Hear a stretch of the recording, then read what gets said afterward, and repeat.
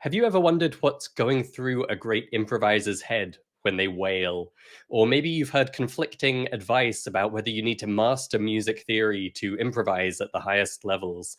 In today's episode, I'm sharing a clip from Lorin Cohen's Musical You Masterclass where he lays it all out for you, plain and simple.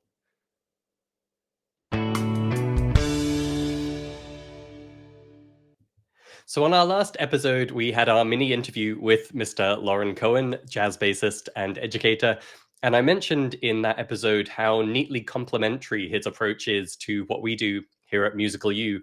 And as a kind of preface or context for today's excerpt from his masterclass, we teach playing by ear in a really unusual way at Musical U compared to how you might get taught it in the context of a particular instrument lessons or in the context of ear training.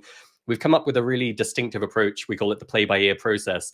And the point is, we really teach it as being a spectrum. So it's not some magical skill that comes out of nowhere. It's not something where you need to master ear training before you can do it.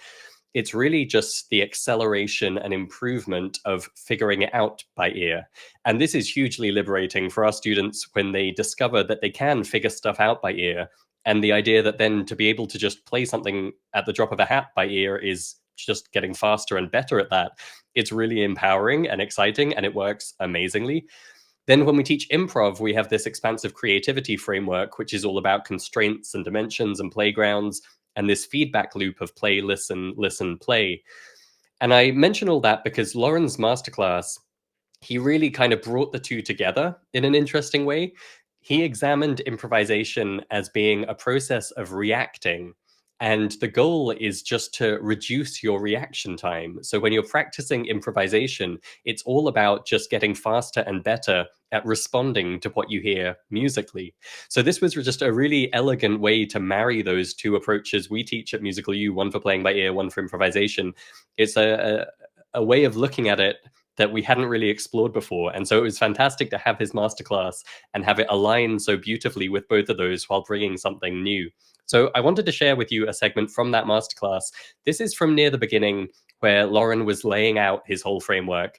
He had just shared a video of an amazing improviser on vibraphone, Stefan Harris, and he had invited all of our live masterclass attendees to share what they were noticing in this improvisation. And he used that then as a jumping off point to talk about improvising in terms of reacting and the three components that go into it. I'll just say he wraps this up with a really elegantly simple summary of the idea, something that you can take away and keep in mind anytime you're working on improvisation. So do listen out for that neat little takeaway at the end. Here we go. When it comes to improvisation, I like to think that there's three elements at play: head, ear, hand, and reaction time, okay, as I call it. And I see head, ear, hand as what I call the three pillars of improvisation practice and relating to reaction time, okay? So jazz reacting, okay? So that is what I call this. And in many ways, improvisation is a process of reacting. There's so many ways that we are reacting when we improvise, but that's the first thing. Which could almost be four pillars, really, but this idea of that's the biggest thing that I see that's happening. And I know Christopher talks a lot about the element of ear training and the element of hearing, right? And I think that was one of the really what we saw there was Stefan's hearing harmony and immediately reacting to it, right? So jazz is a process, or any improvisation is a process of reacting. Now, today's lecture, I'm specifically really going to be talking about jazz from a jazz perspective. But about reacting, okay? And my goal with working through this and thinking about how reaction plays into this was to increase the speed of this process, okay? Which decreases the reaction time. So for a lot of us, when we're improvising, right, our reaction time may be like this, right? Somebody plays a chord, and whether it's any information, whether you're responding to it with a scale that you've learned or something you're hearing, sometimes it could be super slow for us, right? But as you saw with Stefan, in this case of a great master improviser, it gets down to this, right? It gets compressed. And as I was, this is sort of what happened to me 6 years or so, and I had this aha moment, was saying like, okay, we need to really compress this process, decrease this reaction time from the moment the moment I hear an idea to that final moment of executing it on the instrument. Okay, so we need to make our improvisation automatic. Ultimately, this process of reacting or decreasing the reaction time is turning it into a reflex. Okay, we want our ability to improvise to be a reflex. I tell everybody in my program, and I was telling Christopher this earlier, I want to be able to, wake you up at 3 a.m. and say, all right, you got, 4 bars of C major 7, 4 bars of D flat altered, 4 bars of this. What are you going to play? And you immediately can tell me how you're going to react, what you're going to play on those chord changes. Okay. How's this? Just give me some thumbs up if everything's in the chat, if everything's looking good so far. Just give me a few thumbs up. Good. Okay, so one way jazz reacting, okay, is we see a chord symbol on a lead sheet. Great. Thank you. We see a chord symbol on a lead sheet, and we have to react that way. Okay. How are we going to respond to that? Are we going to play a scale? Are we going to play an arpeggio? What scale are we going to play? What arpeggio are we going to play, etc. Right? So that's one type of reacting. The other is the comper, and in jazz we call somebody who is accompanying us. So if I'm the bass player, I am a comper. I'm accompanying the soloist. I'm accompanying everybody else in the band.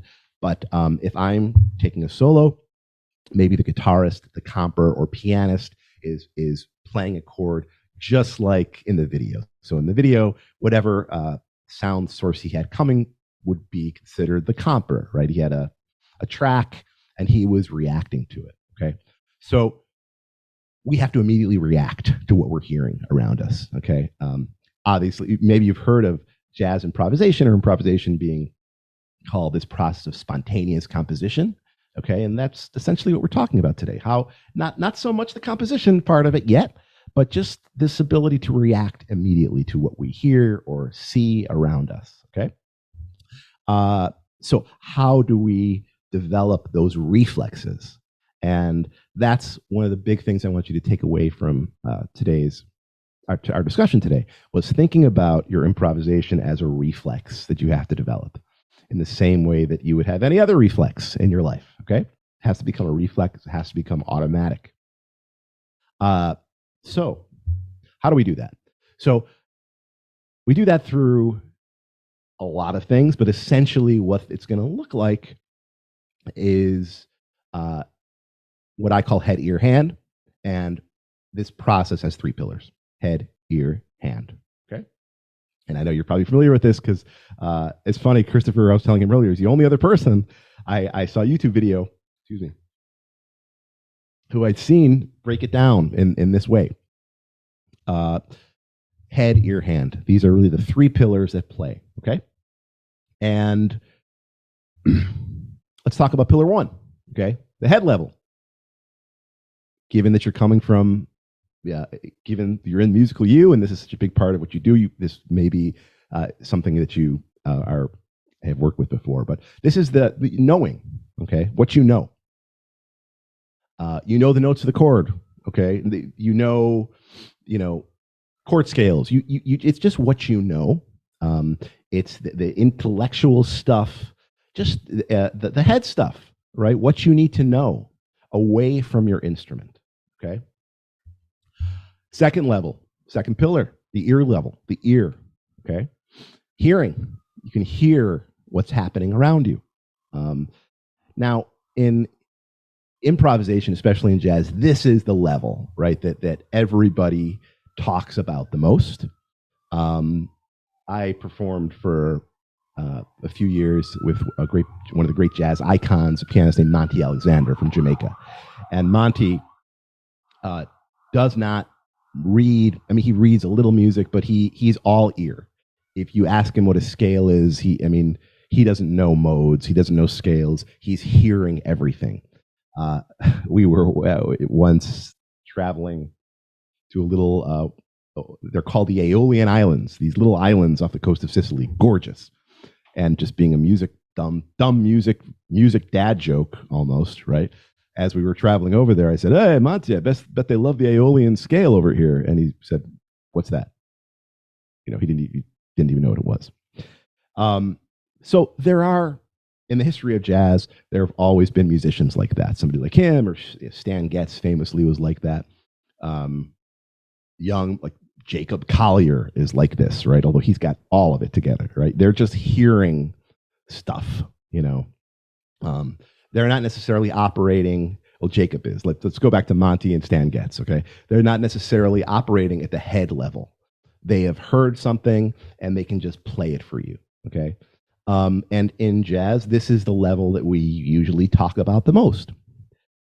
It's my view, however, that can make things a bit more difficult for some of us when we're starting, because we may not know what, we may not be hearing anything yet. So a lot of times, if for beginner improvisers, we may not hear stuff yet, So we have to have a little bit of, unless you're the Monty Alexander or the Stan Getz and you are just hearing it, I feel like it helps to bring our head into the picture a bit and have a sense of just some simple, very, very simple.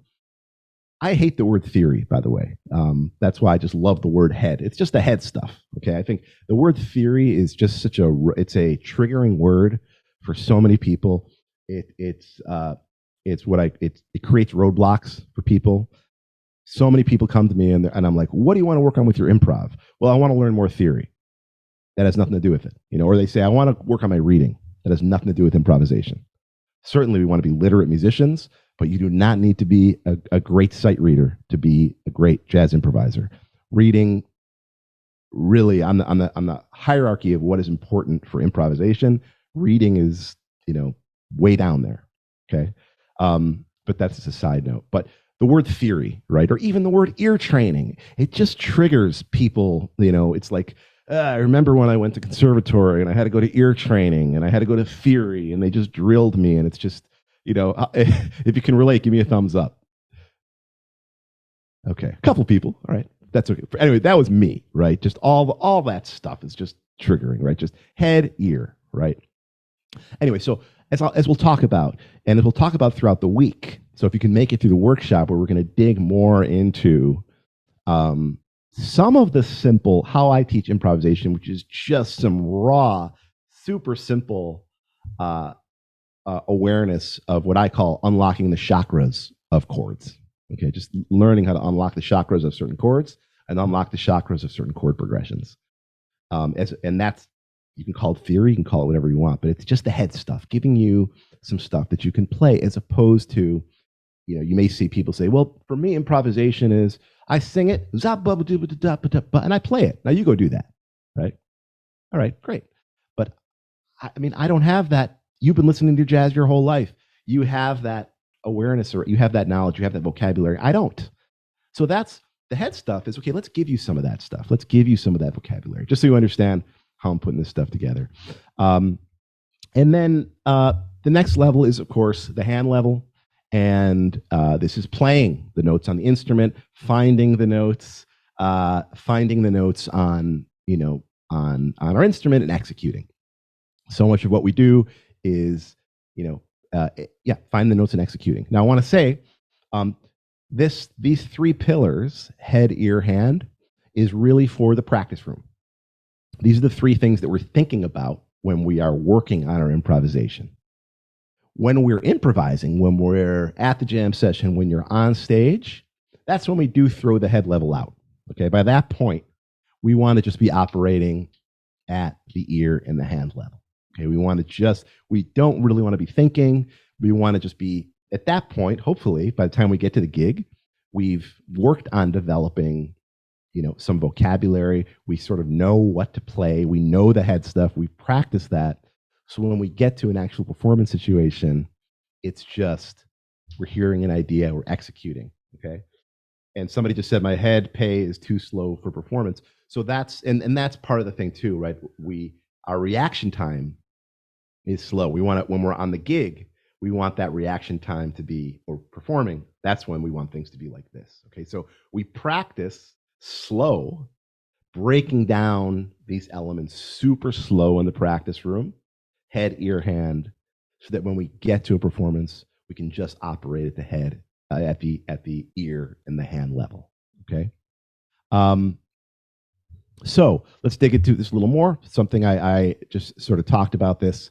Uh, so theory, ear training technique. That's essentially what we're talking about now, right? We're just taking away these scary buzzwords. Okay. Now, one way that I break this down even further, okay, and this is, I think, probably the most beneficial way of thinking about this, these three pillars, is head, ear, hand, say, sing, play. Okay. Uh, sorry, excuse me one second here.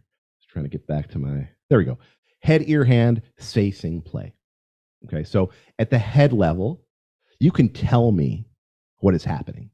Okay. So in a jazz situation, if you go to even do just a jam session, right? Oftentimes, somebody may say, all right, let's play Blue Bossa. And somebody may say, yeah, I forgot the chord changes to it. You want to be able to tell that person, okay, what the chord changes are. That to me is how I assess the head level. Can you tell me what is happening? And I'm not talking about, can you give me a detailed harmonic analysis of, that Bill Evans solo we just heard? I'm just, what are the notes of, okay, see that chord, C major seventh? Can you tell me what the notes of C major seventh are? C, E, G, B. Great. You've passed the head test. Okay, you can tell me what's happening. The next level is sing, the ear level. Can you sing to me what is going on? And it does, obviously, it's not about the quality of your voice or your vocal range. It's just, can you even just hum the rhythms to me? Can you vocalize in some way? And of course, I mean, somebody here, we heard Stefan doing that a little bit. So many jazz musicians do this. Somebody, mentioned Keith Jarrett. Maybe sometimes in Jarrett's case, he's a genius, so we can get away with it. Sometimes it can maybe get a bit much, and there actually is a bit of an art to doing it. I found that it's best to sort of just literally hum along, because you can do that with your mouth closed. I think sometimes if we actually start singing, it can just sort of overpower everything we're doing. But if we just literally have our mouth closed and hum, that can work well. There's a great bass player named John Clayton who does it's like sotto voce, I guess you would say. He's playing.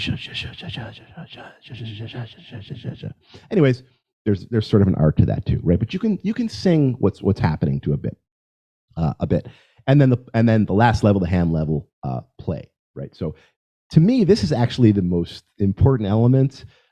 Head, ear, hand are the three pillars, but I'd love for you to walk away today distilling that down even more to say, sing, play. Okay, say, sing, play. Head, ear, hand, say, sing, play. And so let's talk about these a little more in detail.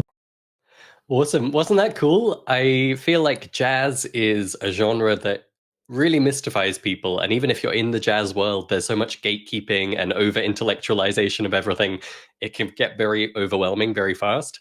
And so I love hearing a master jazz improviser break it down so simply.